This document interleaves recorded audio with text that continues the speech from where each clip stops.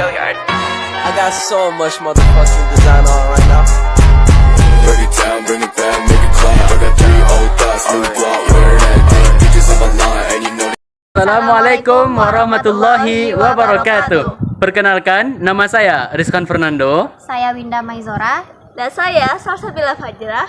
Kami dari kelompok 9 akan menyampaikan materi mengenai Konflik sosial. Selamat menyaksikan. Check it juice. Halo teman-teman, saya Winda Maizora. Di sini saya akan menjelaskan mengenai definisi konflik sosial. Konflik sosial berasal dari kata Latin yaitu configure, yang berarti saling memukul. Nah, konflik sosial merupakan suatu proses sosial antara dua orang atau lebih yang dimana salah satu pihaknya berusaha untuk menghancurkan pihak lain atau melemahkan pihak lain. Nah, lalu menurut Sujarno Sukanto, konflik sosial merupakan suatu proses pencapaian tujuan yang dilakukan oleh dua orang atau lebih yang dimana salah satu pihaknya berusaha untuk melemahkan pihak lain tanpa memperhatikan nilai dan norma yang berlaku. Selanjutnya adalah macam-macam konflik sosial. Nah, yang pertama adalah konflik sosial berdasarkan sifatnya. Berdasarkan sifatnya, konflik sosial terbagi menjadi dua jenis. Yang pertama ada konflik sosial yang bersifat konstruktif, dan yang kedua ada konflik sosial yang bersifat destruktif. Nah, kita bahas satu-satu ya. Yang pertama adalah konflik sosial destruktif atau konflik sosial yang bersifat merusak. Nah, konflik ini terjadi karena adanya perasaan tidak senang terhadap pihak lain. Nah, konflik sosial destruktif ini dapat mengakibatkan hilangnya nyawa seseorang dan rusaknya harta benda. Contohnya adalah konflik yang terjadi di Poso, di Ambon, di Kupang, dan lain sebagainya. Yang kedua adalah konflik konstruktif atau konflik yang bersifat membangun. Konflik ini disebut juga dengan konflik fungsional. Nah, konflik konstruktif ini terjadi karena adanya perbedaan pendapat antara dua pihak atau lebih yang pada akhirnya akan menciptakan suatu kesepakatan. Contohnya adalah konflik yang terjadi pada saat melaksanakan diskusi.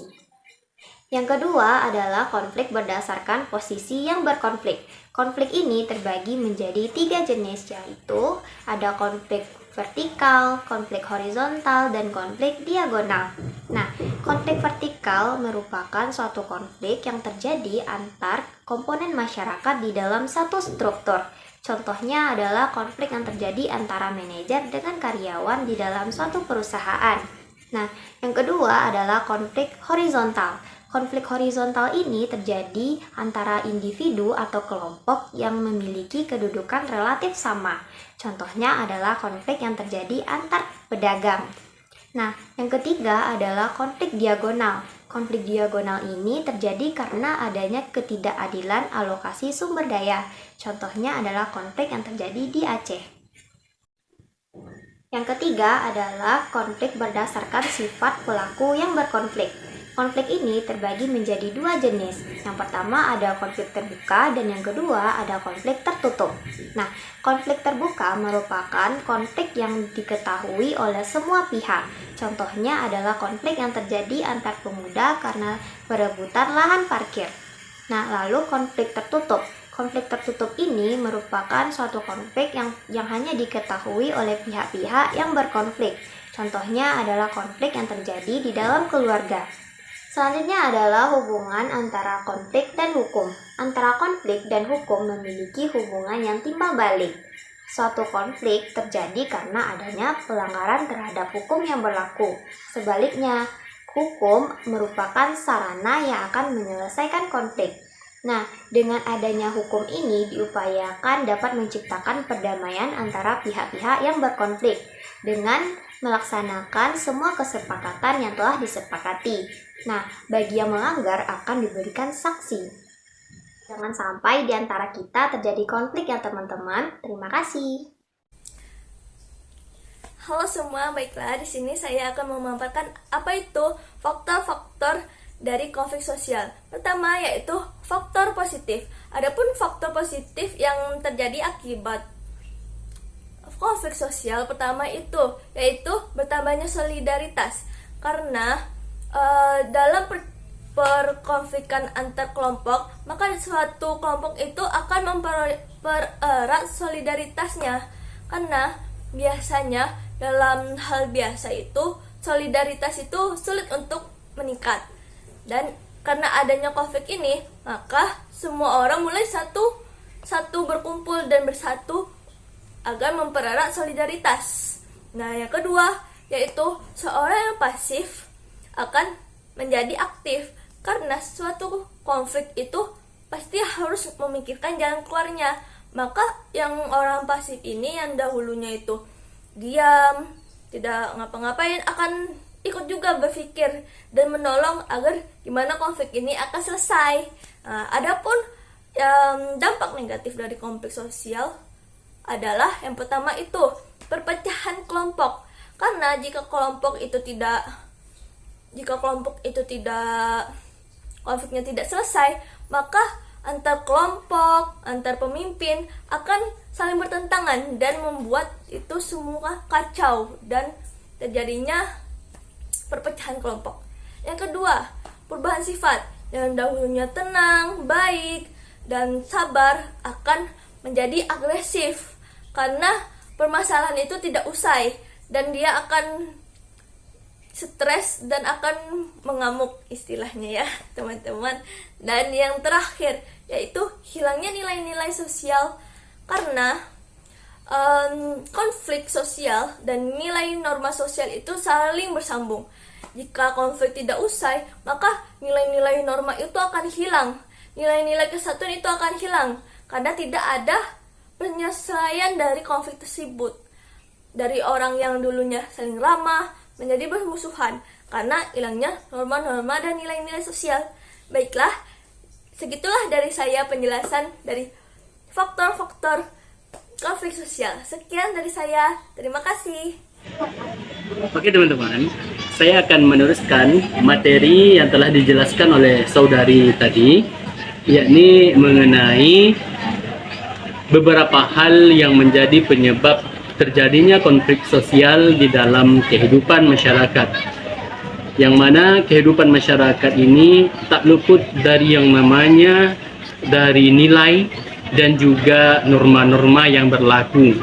Dan juga ada beberapa hal yang harus diperhatikan yang menurut kita tidak akan mengakibatkan sebuah permasalahan atau konflik, namun itu menyebabkan dan juga mengakibatkan adanya konflik. Di antaranya penyebab yang pertama adalah adanya perubahan sosial, yakni di mana adanya pergeseran atau juga adanya perubahan sosial di dalam kehidupan masyarakat, yang terkadang di antara masyarakat itu bersifat inovatif, yakni mengikuti seperti apa perkembangan zaman di dalam halnya kehidupan ini. Namun sebagian lain terkadang tak mau untuk mengikuti perubahan-perubahan yang ada di dalam tatanan kehidupan bermasyarakat ini, dan ini juga bisa menjadi konflik. Oke teman-teman, dan penyebab keempat terjadinya konflik di dalam kehidupan sosial, yakni adalah kepemimpinan, yang mana kepemimpinan merupakan salah satu fondasi juga di dalam tatanan kehidupan masyarakat, kemana masyarakat itu akan dibawa. Dan seperti apa kehidupan masyarakat itu juga bisa ditentukan oleh kepemimpinan, baik itu di dalam struktural desa, kota, ataupun sebagainya. Dan juga di dalam kepemimpinan ini juga harus memiliki yang namanya jiwa kepemimpinan. Seorang pemimpin yang memimpin di dalam sebuah masyarakat terkhususnya juga harus mengerti kapan ia harus menggunakan fungsional kepemimpinan otoriter dan kapan ia harus menggunakan jiwa kepemimpinan secara demokratis atau demokrasi, teman-teman. Dan ini menjadi penyebab juga terjadinya konflik sosial di dalam tatanan kehidupan masyarakat. Dan yang kelima, karena ketidakcocokan peran di dalam sebuah masyarakat ataupun di dalam individu. Terkadang peran yang diberikan kepada seseorang Semisalnya di dalam sebuah kepanitiaan ataupun di dalam sebuah struktural, di dalam pola ataupun di dalam RT dan lain sebagainya di dalam kemasyarakatan, namun tidak cocok dengan kepribadian seseorang.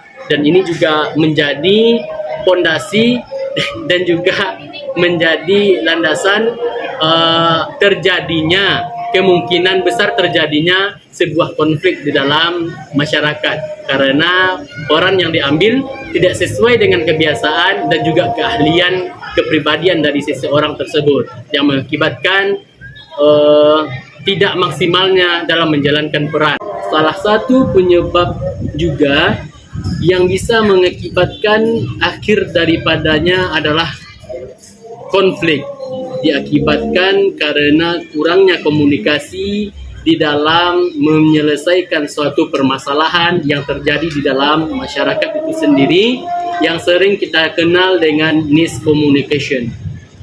Dan ini merupakan salah satu penyebab juga, teman-teman sekalian. Oke, dan yang keenam, juga bisa terjadinya konflik dikarenakan adanya perubahan antara individu, baik itu bersifat bawaan ataupun pengaruh orang tua, lingkungan, pergaulan, dan lain sebagainya. Dan ini juga bisa menjadi salah satu penyebab terjadinya konflik sosial dikarenakan kebiasaan ataupun perilaku antara individu yang sudah berbeda, ataupun juga bisa mempengaruhi orang lain. Semisalnya yang awalnya ia baik, kemudian karena pergaulan yang bebas, ia berubah menjadi jalan keburukan, dan ia sehingga menjadi seseorang individu yang tidak memiliki moral yang baik, dan juga bisa menjadi seseorang yang akan membuat antar masyarakat dan masyarakat lainnya itu menjadi timbulnya kekacauan dan juga perkelahian. Dan ini merupakan konflik yang bisa diakibatkan karena perubahan sifat antara individu. Dan yang terakhir, yang ketujuh, yakninya adalah karena perbedaan budaya ataupun juga adat istiadat, yang mana adat istiadat dan kebudayaan ini yang bisa membuat ataupun menimbulkan konflik, karena kebudayaan dan adat istiadat itu bersifat universal, teman-teman. Yakninya yang mana antara satu daerah dengan daerah yang lainnya itu memiliki kebudayaan dan adat istiadat yang berbeda. Dan terkadang di antara kebudayaan dan adat istiadat tersebut memiliki persimpangan dan juga menimbulkan konflik karena adanya perbedaan makna di dalam kebudayaan ataupun di dalam adat istiadat ataupun habit ataupun kebiasaan yang dilakukan oleh masyarakat.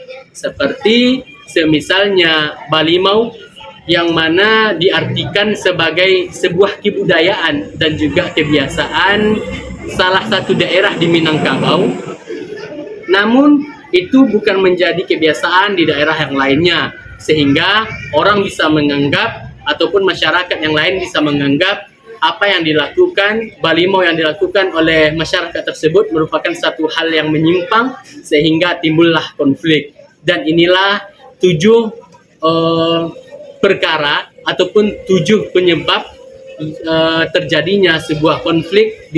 Oke, sekian cuplikan video dari kami. Semoga bermanfaat, Dapat dimengerti. dan menjadi ilmu yang berkah. Kami akhiri. Wassalamualaikum Warahmatullahi wabarakatuh.